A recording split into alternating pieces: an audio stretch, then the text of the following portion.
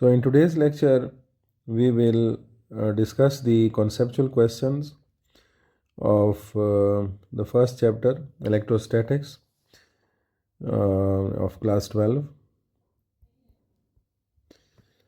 और ये स्पेसिफ़िकली यहाँ पर मेंशन मैं करना चाहता हूँ कि ये जो Khyber Pakhtunkhwa text book board के फ़िज़िक्स के चैप्टर 1 में हमारे पास शॉर्ट क्वेश्चंस हैं, तो मैं उस पर बात करूँगा। इसमें हमारे पास यहाँ पर जो फर्स्ट क्वेश्चन है उसकी स्टेटमेंट कुछ इस तरह से है that the electric potential is constant through a given region of space. Is the electric field zero? ठीक है, ये क्वेश्चन है non zero in this region. So यहाँ पर इस चीज़ को देखना चाहिए है कि चूँकि हमारे पास ऑलरेडी एक इक्वेशन अवेलेबल है which is the potential gradient equation, और ये जो पोटेंशियल ग्रेडियंट हमारे पास यहाँ पर राइट साइड पे आता है ये बेसिकली एक इलेक्ट्रिक फील्ड को रिप्रेजेंट करता है। ठीक है, और इसका अगर आप फिज़िकली मतलब भी देखें तो इसमें हमारे पास ये चीज़ आती है दैट जो राइट साइड है that is the change in potential with respect to position.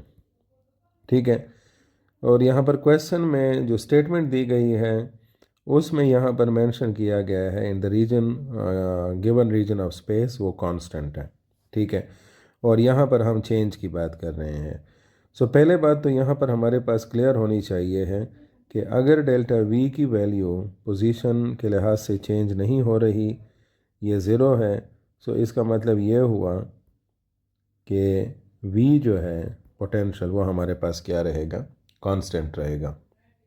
ठीक है, और सीधा साधा हमारे पास ये इसका आंसर आ जाएगा कि इलेक्ट्रिक फील्ड की वैल्यू बी आपके पास क्या होगी, ज़ीरो होगी।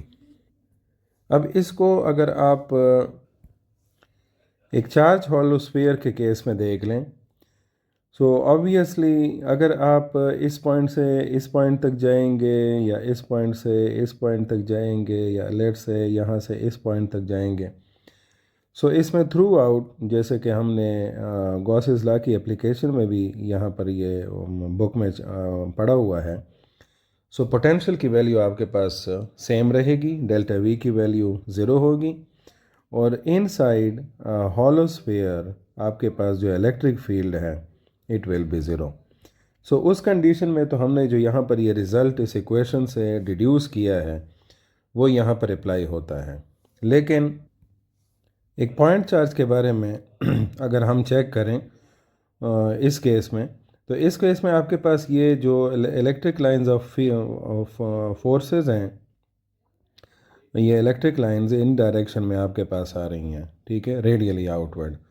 अब इसमें मैं मिसाल के तौर पर यहाँ से एक ख़ास पॉइंट पर ये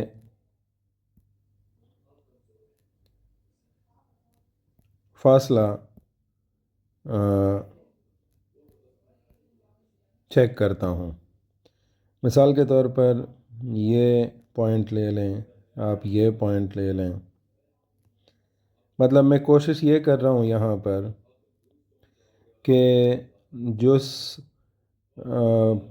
सिचुएशन में या जिस लोकेशन पर ये चार्ज पड़ा हुआ है उसके गिर्द में एक बिल्कुल इक्वी पोटेंशियल लाइन ड्रा कर लूँ।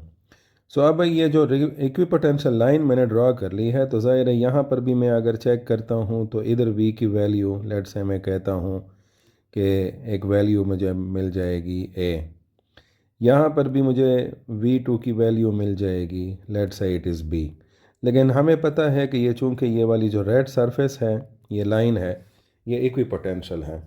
सो इस वजह से यहाँ पर पोटेंशियल की वैल्यू एक रहेगी, लेकिन यहाँ पर ये चीज़ आपको क्लियर होनी चाहिए है कि इन पॉइंट्स पर, ठीक है, फील्ड की वैल्यू ज़ीरो नहीं है। सो पॉइंट चार्ज के केस में ये कंडीशन इस सरफेस के लिए, इक्वी पोटेंशियल लाइन के लिए आप ये कंसिडर नहीं कर सकते, ठीक है, तो हम यहाँ पर ये कह सकते हैं कि यहाँ पर तो ये बात ठीक है जब आप एक चार्ज होलोस्फीयर की बात करते हैं, but for a point charge although the potential is same over a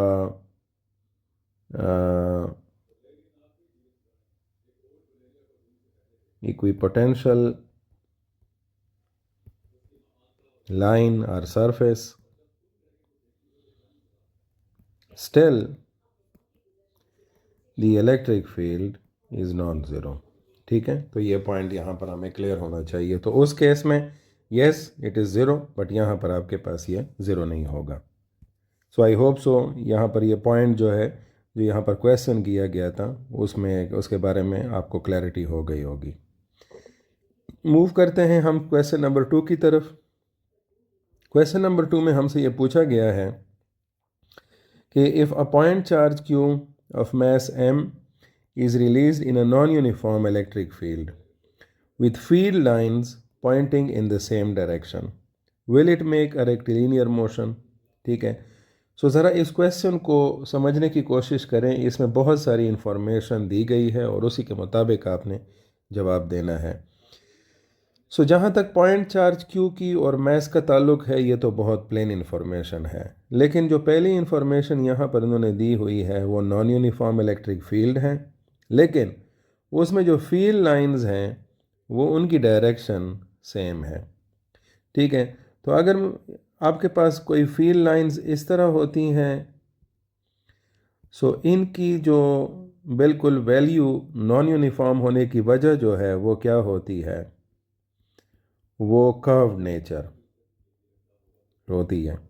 लेकिन इस कंडीशन के मुताबिक जो इक्वेशन फील्ड है वो आपके पास क्या है, यूनिफॉर्म है, नॉन यूनिफॉर्म है, लेकिन जो फील्ड लाइंस हैं वो आपके पास डायरेक्शन सेम है। तो मैं इसको इस तरह से कर लेता हूँ कि फील्ड लाइंस हैं तो स्ट्रेट, लेकिन उनकी जो डेंसिटी है, लेट्स से अगर इस एरिया में आप देखते हैं, ठीक है, या इस एरिया में देखते हैं, तो ऑटोमेटिकली डेंसिटी जो है वो नॉन यूनिफॉर्म नज़र आ रही है पर यूनिट।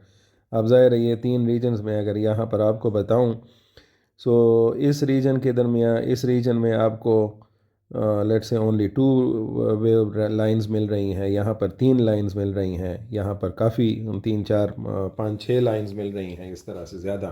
ठीक है, या लेट्स से मैं अगर 1 2 इसमें और भी ऐड कर दूँ, सो दिस शोज़ के ये ओवरऑल इस रीजन में आपको एक नॉन यूनिफॉर्म फील्ड मिल रहा है। ठीक है, सो अब इस केस में जो फाइनल पॉइंट रेज किया गया है कि क्या अब इसको हम क्या कर लें, चार्ज को रिलीज़ कर दें। ठीक है, तो क्या चार्ज इस फील्ड के अंदर मूव करेगा, रेक्टिलिनियर मतलब लीनियर मोशन करेगा या कर्व्ड मोशन करेगा? यस, चूँकि सब की डायरेक्शन लाइंस की एक ही है, so the electric field as F is equal to Q E. ठीक है, और इसी से आपको क्या मिलेगा, एम ए की वैल्यू मिलेगी, क्योंकि because this electric force will work like the accelerating force. ठीक है, और इस ये लेट्स से अगर हम इस चार्ज को रख लेते हैं और उसकी इनिशियल वेलोसिटी ज़ीरो होती है, सो इसी डायरेक्शन में लेट्स से हमने यहाँ पर इस चार्ज को रखा, सो इसी डायरेक्शन में अब थोड़ी देर बाद इसकी फाइनल वेलोसिटी नॉन ज़ीरो होगी। ठीक है, और ये जो डायरेक्शन मैंने यहाँ पर मेंशन की है, this will B exactly the direction of field या फील्ड लाइंस, जो आप इसको सही तरह से एक्सप्रेस कर सकते हैं। ओके, नेक्स्ट क्वेश्चन हमारे पास है that what is the relationship between potential difference. ठीक है, यहाँ पर ज़ाहिर है बात हो रही है इलेक्ट्रोस्टैटिक्स के चैप्टर में, so this will be about the electric potential difference. और दूसरी टर्म जो है वो क्या है, इलेक्ट्रिक पोटेंशियल एनर्जी। ठीक है, तो इस के दरमियान यहाँ पर इन्होंने इस चीज़ पे क्वेश्चन रेज़ किया है कि इनके दरमियान रिलेशन क्या हो सकती है, ठीक है, क्या कैसा रिलेशन बनेगा या किस तरह से ये एक दूसरे के साथ रिलेटेड है। तो इसके लिए आपको एक सिंपल सी फिगर हमने यहाँ पर बनानी है। सो इस फिगर में हमने यहाँ पर ये दो प्लेट्स शो की हुई हैं, ए और बी, और इसके ऊपर बी के ऊपर पॉजिटिव चार्ज है as it is shown here, और ए के ऊपर नेगेटिव चार्ज है, ठीक है। और ये ग्रीन लाइंस जो हैं ये बेसिकली किसको रिप्रेजेंट कर रही हैं, इलेक्ट्रिक फील्ड को, ठीक है। ये इलेक्ट्रिक लाइंस ऑफ फोर्स हैं। अब हम क्या करते हैं, एक टेस्ट चार्ज को यहाँ पे रखते हैं, ठीक है, विद अ पॉजिटिव मैग्नीट्यूड, और इसको पॉइंट ए के नज़दीक से ले जाते हैं पॉइंट बी तक, ठीक है, यहाँ पर लेकर जाते हैं। Let's say I have displaced it from A to B. So इसके दौरान हमने क्या करना है, इस पे काम करना है, ठीक है। ये काम हमने किया फ्रॉम ए टू बी, और ये काम जो हमने किया है, इस चार्ज को मैं नाम दे देता हूँ क्यू नॉट का।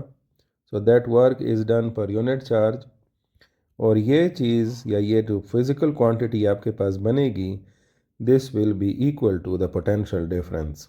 मतलब ये पोटेंशियल डिफरेंस, ये डेल्टा वी जो टर्म हमारे पास आई है, ये पॉइंट ए पर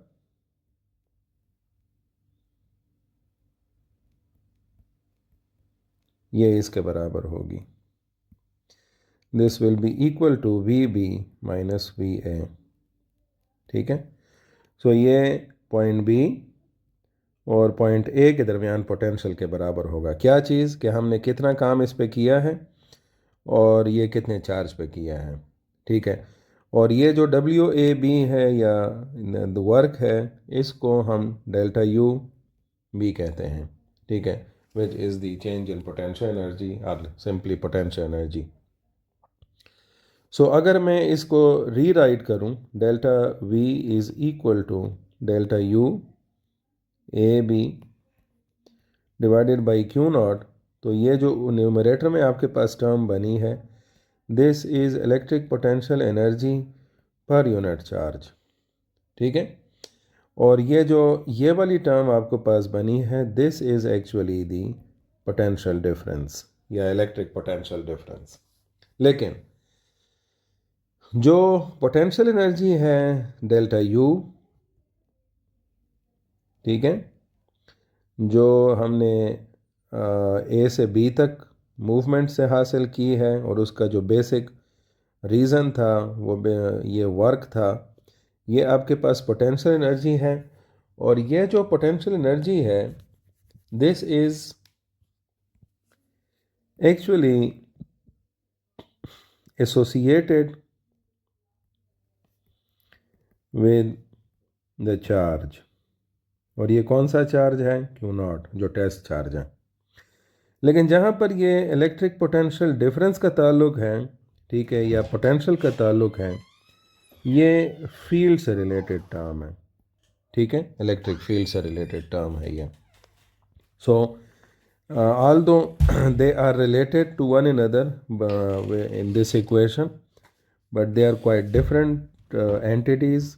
The potential different, the electric potential difference is a field associated term, and the electric potential energy is a charge, specifically a test charge associated term.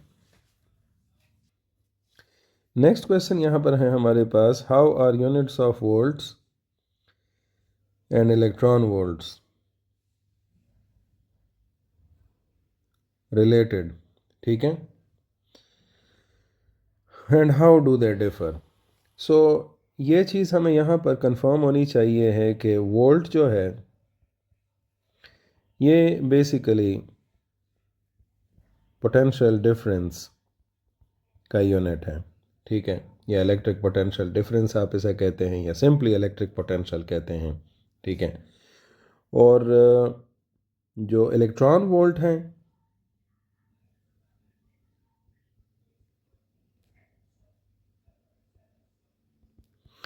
ये है energy का unit. And specifically regarding this chapter, elastic potential energy, ठीक है, sorry electric potential energy. और जहाँ तक इसके उसका ताल्लुक है कि हम इसको डिफ़ाइन किस तरह करते हैं। So 1 volt is equal to 1 joule of work और 1 joule of electric potential energy पर 1 कूलम, ठीक है। और ज़ाहिर है बेसिक जो इसका जो हमारे पास ये इसका यूनिट बनता है, इसके लिए जो सोर्स इक्वेशन है वो है delta V is equal to delta W by Q nought और delta U by Q nought. दूसरी तरफ जो इलेक्ट्रॉन वोल्ट है, ठीक है, उसके एनर्जी के उसके लिए जो हम इक्वेशन यूज़ करते हैं वो है delta U is equal to Q delta V।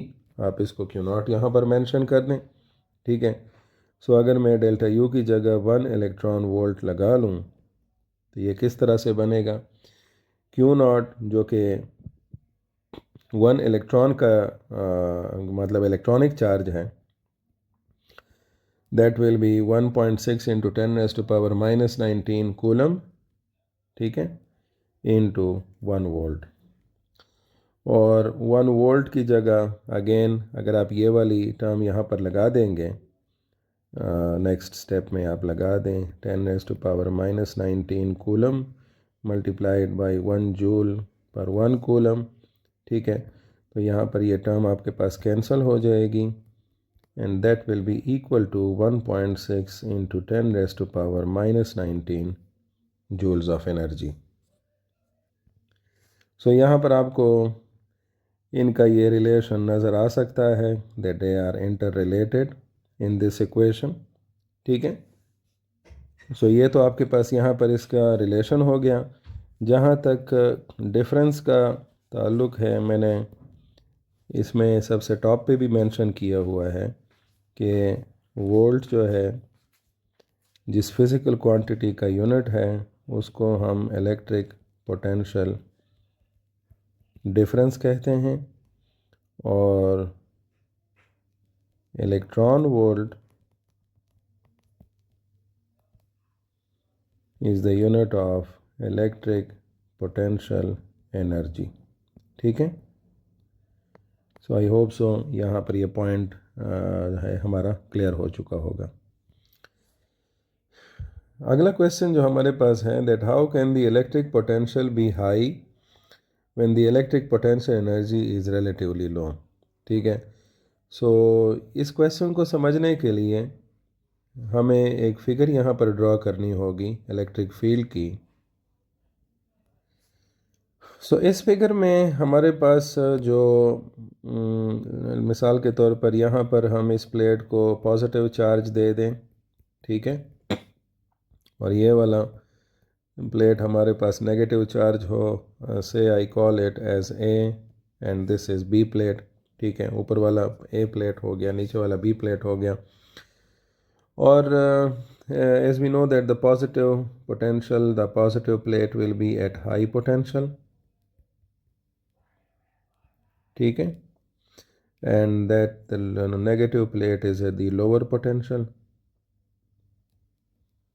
अब इसमें हम क्या करते हैं, एक नेगेटिव चार्ज को लेकर जा रखते हैं, ठीक है। अब ये नेगेटिव चार्ज जैसे ही हम इसको रखेंगे ना तो ये क्या करेगा, पॉजिटिव प्लेट की तरफ अप्रोच करेगा। और ये पॉजिटिव प्लेट की तरफ क्यों अप्रोच करेगा, that is due to potential energy. क्यों, क्योंकि ये नेगेटिव उसको प्लेट रिपेल कर रहा है, पॉजिटिव उसको अट्रैक्ट कर रहा है। सो ये अपने पोटेंशियल एनर्जी की वजह से ट्रैवल करेगा फ्रॉम बी टू ए, ठीक है। कौन सा चार्ज, नेगेटिव चार्ज। और जब ये अपने पोटेंशियल एनर्जी की वजह से जा रहा है, सो जब ये बी से ए की तरफ जा रहा है, so that will we will observe a decrease in its electric potential energy. ठीक है, और जब ये लेट्स से यहाँ पर पहुँच गया, ठीक है, सो यहाँ पर पहुँच कर या लेट्स से इस पॉइंट पर, चूँकि अब ये पॉजिटिव प्लेट के करीब आ गया है, so it is near to a high potential. So अगर मैं इस मार्क को, मिसाल के तौर पर मैं इसको x कंसिडर कर लूँ और इसको y कंसिडर कर लूँ, ठीक है, सो eight y what we are observing, least electric potential energy as it has gained a lot of kinetic energy, ठीक है, और ये least potential electric potential energy का result gain in kinetic energy में आया है। साथ में it is at a point of higher electric potential. यहाँ पर अगेन ये पॉइंट मैं बताता चलूँ कि ये जो इलेक्ट्रिक पोटेंशियल एनर्जी है ये अगेन इस टेस्ट चार्ज के साथ एसोसिएटेड है, जो हमने यहाँ पर इस केस में नेगेटिव लिया हुआ है, ठीक है, और ये जो इलेक्ट्रिक पोटेंशियल है this is associated with the electric field. So हमारे पास जो कंडीशन है वो यहाँ पर प्रूफ हो गई है कि इलेक्ट्रिक पोटेंशियल है वो हाई है।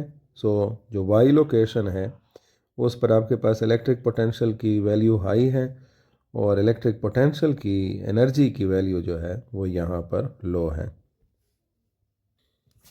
नेक्स्ट क्वेश्चन हमारे पास यहाँ है, can the potential of a non uniformly charge sphere be the same as that of a point charge? So point charge का जो पोटेंशियल होता है वो यूनिफॉर्म होता है, ठीक है, लेकिन यहाँ पर जो डिस्ट्रीब्यूशन हमें दी गई है वो नॉन यूनिफॉर्म डिस्ट्रीब्यूशन दी गई है। सो कंसिडर करें कि हम कोई ऐसा स्फीयर बना लें,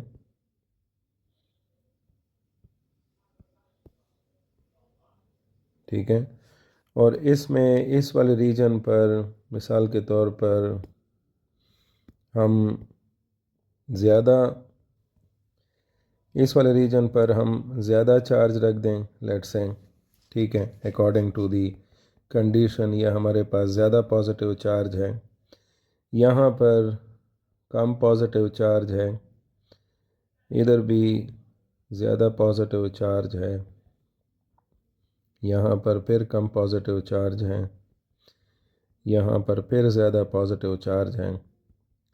सो इन सिचुएशंस में इस पूरे स्फीयर पर जो चार्ज डिस्ट्रीब्यूशन है वो यूनिफॉर्म नहीं है। And let's say at this point कि यहाँ से कोई डिस्टेंस में कंसिडर कर लेता हूँ 5 सेंटीमीटर, और इसी तरह से एक डिस्टेंस में यहाँ से मेंशन कर लेता हूँ 5 centimetre. I call this point as A and this as B. So यहाँ पर मैं जो पोटेंशियल की वैल्यू चेक करूँगा बी पे, सो ये हो जाएगी वी बी, और यहाँ पर जो वैल्यू मेरे पास आएगी that will B V A. और चूँकि इसमें ज़्यादा से ज़्यादा कंट्रीब्यूशन जो है ये इन वाले चार्जेस की है, सो ऑब्वियसली वी ए की वैल्यू वी बी के मुकाबले में क्या होगी, ज़्यादा होगी, क्योंकि यहाँ पर इस साइड पर चार्ज कम है। So V A is greater than V B, although जो सेपरेशन है वो दोनों साइड पे मैंने 5 सेंटीमीटर ली हुई है। सो इस वजह से इस प्रेजेंट सिनेरियो में तो आप इसको as a point charge consider नहीं कर सकते। यस, ये बात हो सकती है कि अब मैं इसको किसी इस पॉइंट से व्यू करता हूँ, ठीक है, काफ़ी दूर से, और ज़ाहिर है जो पॉइंट चार्ज का कॉन्सेप्ट है वो क्या है कि अगर जो पॉइंट ऑफ ऑब्ज़र्वेशन है, ठीक है, जिस पर आप टेस्ट कर रहे हैं वो उस चार्ज डिस्ट्रीब्यूशन से इतना ज़्यादा हो कि जो सेपरेशन है, let's say I am taking this as R, वो उसके डायमीटर से ज़्यादा हो। सो ये लेट्स से इसका डायमीटर मैं ले लेता हूँ R1, so R is quite greater than R1, ठीक है। तो इस वजह से यहाँ पर ये पॉइंट चार्ज कंसिडर हो सकता है। और इस सिचुएशन में वी कैन से कि अगर मैं इस पॉइंट पे कंसिडरेशन करता हूँ, this is point A, again I take another point at that level, point B,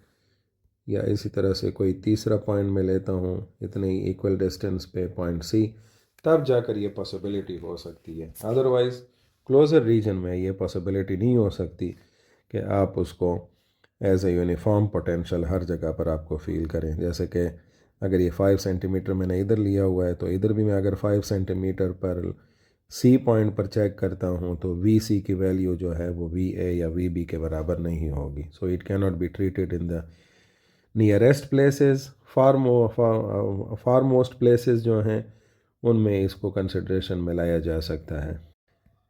next question हमारे पास है, will the energy stored in 3 capacitors be greater when they are connected in series or in parallel. इसके लिए तो पहले आप ये consideration pick कर लें कि आपको यहाँ पर पता होना चाहिए है कि सीरीज़ और पैरेलल कम्बिनेशन दिखती किस तरह से है। तो इसमें अगर आप देखें कि हमारे पास ये जो मैंने यहाँ पर कम्बिनेशन बनाई है C1, C2 और C3, ये सीरीज़ कम्बिनेशन है। और इसी तरह से अगर हम इसको इस कम्बिनेशन पर लेकर आते हैं, सो ये हमारे पास हो जाएगी पैरेलल, ठीक है। तो इनको हम ज्वाइन कर लेते हैं and let's say this is again C1, C2 and C3। So series combination की जो इक्विवेलेंट कैपेसिटेंस हैं और पैरेलल की जो इक्विवेलेंट कैपेसिटेंस हैं, वहीं से हमें अंदाज़ा होगा, ठीक है। सो इन पैरेलल कम्बिनेशन, चूँकि इनकी जो प्रोसीजर है नेट इक्विवेलेंस कैपेसिटेंस हासिल करने का, वो बिल्कुल रेजिस्टर्स के कम्बिनेशन के उल्टा है। तो सीरीज़ में आपके पास जो नेट कैपेसिटेंस होगी that will be equal to C1 plus C2 plus C3. So for simplicity, if we take that all these capacitors are of magnitude C, so I will get 3C. So C equivalent हमारे पास बनेगा in that case as 3C. Series combination में it will be equal to 1 over C EQ, 1 over C plus 1 over C plus 1 over C, और ये बन जाएगा C E Q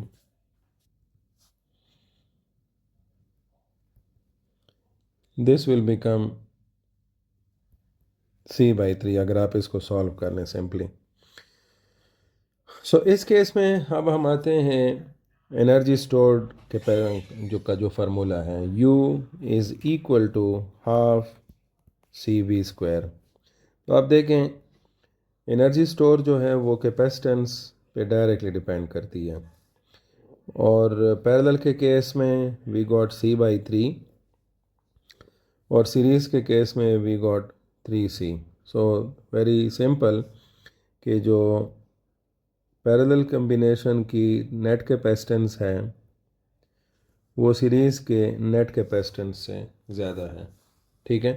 तो अगर आप इसको प्रॉपर सॉल्यूशन के थ्रू चेक करना चाहते हैं, सो यहाँ पर सीरीज़ की और यहाँ पर पैरेलल की कैलकुलेशन एक्सप्लेन कर सकते हैं। सीरीज़ के लिए U is equal to half C equivalent की जगह आपको क्या लगाना पड़ेगा, C/3 V²। और पैरेलल में हाफ C इक्विवेलेंट की जगह आपको लगाना पड़ेगा 3C V²। So that will become 3/2 CV² and that is CV² by 6. So हमारे पास जो नंबर आएगा सिंपल अब रिज़ल्ट आ गया है, that is 1/6 CV² and 3/2 CV²। So CV² तो आपके पास दोनों में कॉमन है। इस चीज़ को अगर आप देखें इस नंबर को, so 3/2 is greater than 1/6। So हमारे पास पैरेलल कम्बिनेशन में उसमें ज़्यादा एनर्जी स्टोर होगी। नेक्स्ट क्वेश्चन हमारे पास है that can different equipotential lines cross each other. So इसमें यहाँ पर जो इक्विपोटेंशियल लाइंस हैं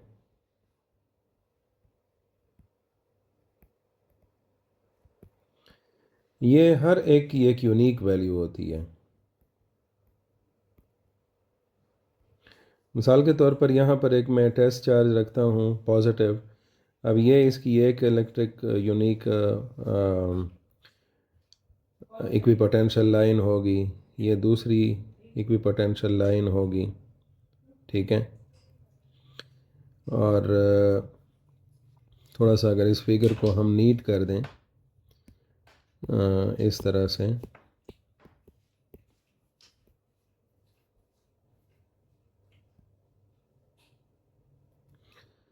और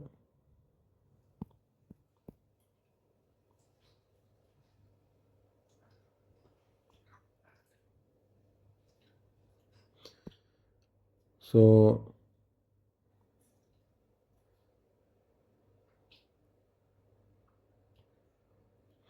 ये हम अब क्या कर रहे हैं, मुख्तलिफ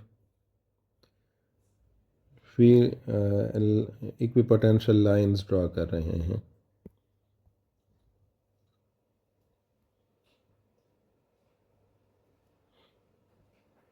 ठीक है, और मिसाल के तौर पर यहाँ पर दरमियान में मैंने जो चार्ज रखा है वो पॉजिटिव चार्ज है।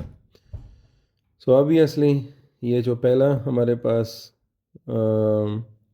ग्रीन लाइन है, दूसरी है, फिर उसके बाद फर्स्ट है, सेकंड है, थर्ड है, फोर्थ है, फिफ्थ है। अब इन सब की एक यूनिक वैल्यूज़ हैं। लेट्स से किसी एक पॉइंट पर मैं कंसिडर करूं कि ये इस पॉइंट के साथ, ठीक है, ये इंटरसेक्ट कर रही हैं, बिकॉज अब ये इनका एक इंटरसेक्शन पॉइंट हो गया। सो हर एक वैल्यू, हर एक इक्विपोटेंशियल लाइन एक यूनिक वैल्यू को रिप्रेजेंट कर रही है। सो अगर किसी जगह पर इंटरसेक्शन आ गया, सो वो क्या होगा, at that point if two equipotential lines crossed, so दोनों की तो अपनी एक वैल्यू होगी। So what we will have, two values of potential at a single point, which is quite meaningless, ठीक है, and not possible। so इस वजह से ये एक दूसरे के साथ इंटरसेक्ट नहीं कर सकती। नेक्स्ट क्वेश्चन हमारे पास है, water has a large dielectric constant but it is rarely used in capacitors. So इसका जो डाइलेक्ट्रिक कांस्टेंट है उसकी वैल्यू 78.5 है, एप्सिलॉन आर की वैल्यू, ठीक है। लेकिन हम ये कैपेसिटर के प्लेट्स के दरमियान इस्तेमाल नहीं कर सकते। वजह क्या है? अब इसकी वजह यह है कि मिसाल के तौर पर आपने यहाँ पर पानी को किसी तरह से किसी कंटेनर में रख के इसके दरमियान रख दिया है।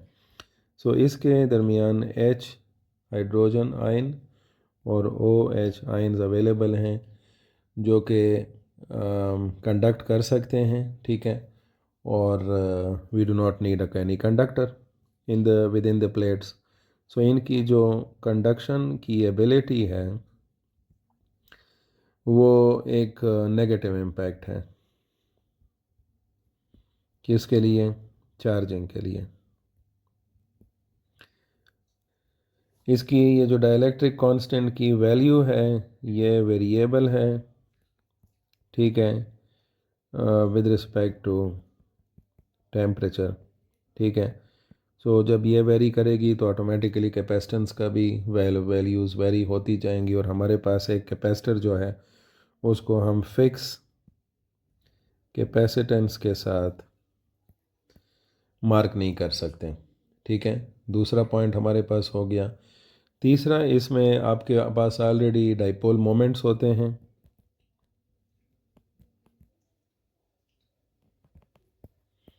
ठीक है, सो ये आसानी से क्या हो सकती है, पोलराइज हो सकती है, लेट से, क्योंकि ज़ाहिर है आपके पास इलेक्ट्रिक फील्ड तो होगा, और इस तरह से ये इलेक्ट्रिक फील्ड को क्या कर सकती है, रिड्यूस कर सकती है। So these are few factors जिसकी वजह से although it is a very good contestant in the terms of the dielectric constant, but still due to these reasons it cannot be used as a material between the capacitor plates. और last question हमारे पास है, how can you increase the capacitance of a capacitor. So अगर आप सी व क्यों की बात करते हैं तो इसमें तो ए एप्सिलॉन नॉट बाई डी है, लेकिन अगर आप मीडियम की कैपेसिटी जो अवेलेबिलिटी के केस में बात करते हैं, so this becomes a epsilon naught epsilon R by D. So area is the first thing to be increased, separation between plates,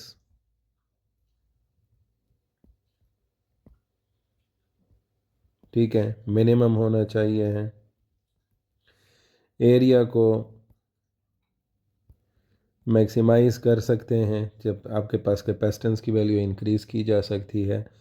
और थर्ड जो हमारे पास मटेरियल है वो क्या है, dielectric.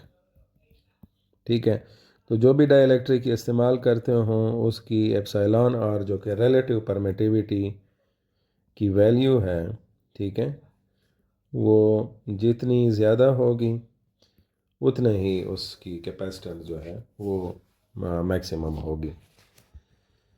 So these were the few explanations regarding the conceptual questions. I guess काफ़ी हद तक ये जो इश्यूज़ हैं यहाँ पर रिजॉल्व हो चुके होंगे। कोई यहाँ पर अगर ऐसा प्रॉब्लम हो जिनकी आपको समझ ना आई हो, सो कमेंट सेक्शन में उसके बारे में पूछ सकते हैं, then we will discuss it. Thank you.